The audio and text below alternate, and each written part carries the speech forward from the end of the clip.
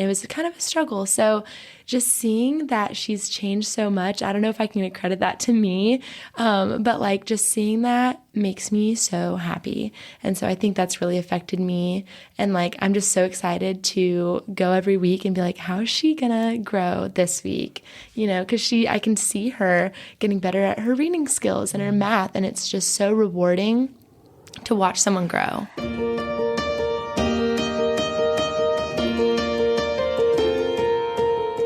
Welcome to the Voices United in Education podcast. Each week, we showcase the teachers, administrators, and community members who go the extra mile to contribute to the success of every student in Escambia County. You'll meet the real people behind the titles and learn about the amazing resources to support every student's success. It takes a village to raise a child, as the saying goes, and it's true. No parents should go it alone. And that's why this is not the first, and likely not the last time, we'll feature the subject of mentorship on the show. My next guests are mentors who have many reasons to, well, not be mentors. One is a full-time executive, wife, and mom of a teenager. The other is new to town and a full-time college student. Today, they're going to share why they decided to mentor, its impact on them and their mentee, and give us an insider perspective into what being a mentor actually looks like. Connecting the community, making and giving time, Natalie Stipkovich and Kellams. Thanks for being here. Thanks for having us. Yeah, thank you. I so love that the two of you are here because you both have such contrasting seasons of life, right? And I want to know what each of your hesitations were to becoming a mentor, and then ultimately what your motivations were to finally do it. So Karen, I'd love to kick it off with you. Yes. So time. I think everybody has that constraint. Like, I don't have enough time in my day or week to go find and mentor a child. But you do. You can find the time. And it was hard to, I think it was initially hard to make that decision that I was going to do it. And then once I made that decision to do it, it was such a relief and such a weight off my shoulder. And I felt like, yes, I can do this. It's an hour a week. It's so enjoyable, and you get so much out of that little bit of hour. And you just, taking that step, you have it in the back of your mind forever that you want to do something, and then you take that step forward and you're glad you did. How long had you thought about it? Probably at least a few years. Every time you drive by that billboard, I should do that. You talk about the Big Brothers, Big Sisters billboard? Big Brothers, or even, the school districts when they were advertising for things, just being involved in your community. Every time I would see something like that, it was pulling me in, especially the Big Brother, Big Sister organization. It was pulling me in. So that's, I finally took that leap to make the decision to do it. Was there something internally that made you go, okay, I'm just going to do it? Or was it you spoke with someone? What made you pull the trigger? I think it was, it was after COVID and everybody was locked up, and I knew the effects that was having on children. I have like you said, a teenage daughter. And I think that at that time, these kids were coming out of a very big part of their life that was so impactful. And I knew that there was some extra help that was needed. And I thought, when this is over, I'm going to do it. And I did. So good for you. That's amazing. Yeah. What about you? So I got introduced to mentoring through the scholarship that I earned when I decided to go to University of West Florida. And one of their service requirements is to become a mentor. And honestly, at first I was hesitant just because of my own self-doubt, because I'm like a college student. I have a lot of nieces and nephews. I'm good with children, but I just didn't know if I was going to be good enough kind of to mentor a child in need that needs a role model. And I kind of just went into it like, I'm just going to give my best and hopefully just make this child comfortable and have someone there to talk to. And it ended up being an amazing experience. So I guess I would say I had a little bit of fear at first, but it ended up being really going really well. Wow. So it felt really natural. Yeah, it did. We kind of just, you have an hour of time where you kind of hang out and you talk about things. And as you get more comfortable with them, you learn a lot. And you build a really great friendship. And I actually do feel like a big sister to this girl who I really, really love.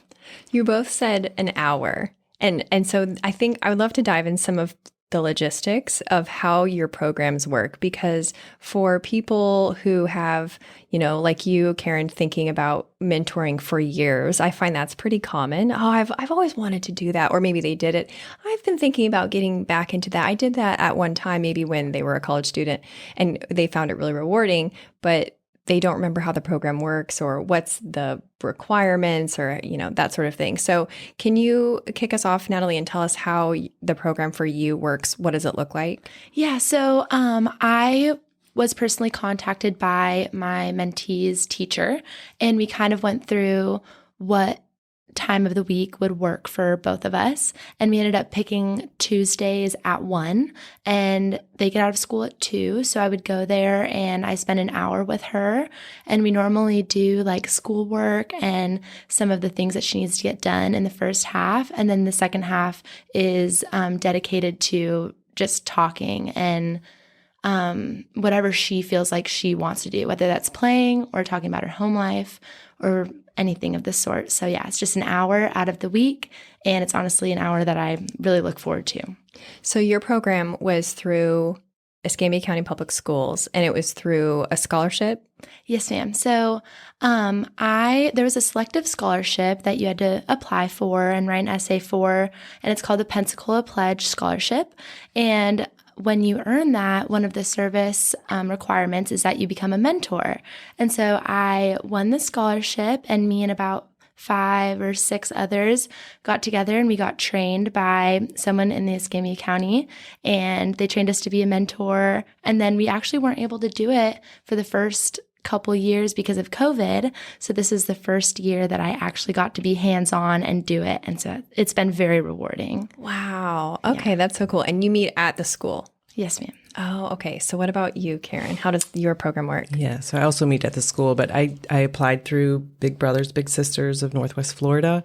I had to fill out an application packet and got an interview, and worked with the great staff over there who were matching me with somebody in the school. They ask you questions about what you might prefer or don't mind having and things like that. And they'll match you. And then mine is also at the school. And I also had to do an interview through the school district to make sure that you're good enough to be a mentor, and then get a little bit of training. But meet once a week at the school as well. I think a worry, a hesitation that people have when they're thinking about mentoring a student is, what do you talk to the student about?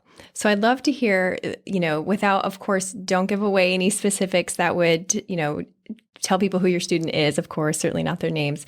But can you kind of just, peel back the curtain a little bit on what you talk about with your mentee? Either of you. Well, I think it has changed so much from comparing the beginning of me and her's relationship all the way till now. It's been about 7 months that we've been seeing each other every week. At the very beginning, it was very much so, can you please do your homework? What do you need to work on? Very focused on school and making sure she's getting what she needs to be done. And then it kind of switched over when she felt more comfortable with me, and I would ask her just starting off with how are you today? How's your week been? And then slowly, as we got closer, she would reveal some things that maybe she couldn't talk to with other people as of her teacher, And so the closer we got and the more we saw each other, the more we'd get deeper, and I'd learn a lot more about her life. And so now that we've been talking for months, she can come to me at any time when we're together and talk about things that she feels like she needs to. Whereas at the beginning, it was more like, hey, how are you? Like trying to see if we can break that barrier. So now we have very open, free, vulnerable conversations. Have you found that's pretty similar, Karen? Yeah. But I think what Natalie made a very good point about is that consistency. The fact that they know that you're coming every week is so important. And because sometimes they need that role model or they need that consistency in their life. And I've been with my friend for almost a year and a half, 2 years, I think it's been. And it started out a little rocky. You don't trust somebody right away. And then you develop this rapport, and I bring her a little something every time, whether it's some candy. And I also like to do puzzle books. We started out doing some reading together, and that was something that she needed to have in her. That was one of her teacher. I communicated with her teacher, and that was something that needed some work. So we did some reading. And then this year, it's been more focused on whatever she really needs or wants. If she wants to do homework, if she wants to just talk, I always bring a puzzle book or a book that I have from home, whether like it was Easter, so I had an Easter book. Halloween, I'll have a Halloween book, so we can read something, pertaining to what's going on currently. Or we play cards, or we'll play catch, or we'll, enjoy a snack together with something. So just whatever, I let her kind of guide what's going to happen that day, and I'll be prepared for whatever. But it's, something when you're in the dollar store, you pick up, a $2 book, or, you pick up a candy bar when you're in the grocery store, and, I stick it in my bag for when I'm going to see her. And it's just those little things that light up her face that make me feel so happy to see her every week, so. I'm so glad that you brought that up, because I wanted to ask you what you felt the impact on you was as a mentor. Yeah, that it's like those endorphins that go off, you really just look forward to that special hour, because I know that I did this because I wanted to give back, but it also gives me back. I really feel like it just makes me happy. It's enjoyable. And I think we both feel that way. And it's just the most wonderful feeling to have someone look forward to seeing you as much as you look forward to seeing them. I guess you don't get that necessarily from a teenage daughter. She's actually really good, so I do most of the time. Well, I'm happy to hear that. It's wonderful to get it from somebody outside my family, for sure. What do you think the impact is for your mentee? Have you seen any difference, or has she said anything to you? I think she trusts me a whole lot more. I think she really looks forward to our time together as well. I've heard from the guidance counselor at the school, she was talking about me. She likes, she references me a lot. So, just that I think she really feels the same way. And just from the feedback I've had from that, and from being with her, she loves it. So it's good all around. It's good all around. What about you, Natalie? Like the impact on you and on her. Yeah. So honestly, the impact on me has been insane. Like, I don't know who I would be without her. And that sounds like kind of cheesy, but it's so true. Like I said, I went into it with a little bit of like self-doubt. Like, will I be the right person to help her and be her friend? And honestly, seeing her grow has made me feel so happy, because at the very beginning, it was difficult for her to kind of stay on task and get the things that she needed to done. And as we've progressed, now she like asks me to like help her with her math and help her do schoolwork. Whereas at the beginning, it was a really big kind of please like sit down and please work with me. And it was kind of a struggle. So just seeing that she's changed so much, I don't know if I can credit that to me, but like just seeing that makes me so happy. And so I think that's really affected me. And like, I'm just so excited to go every week and be like, how is she gonna grow this week? You know, because I can see her getting better at her reading skills and her math. And it's just so rewarding to watch someone grow. So yeah. Have you ever had a mentor?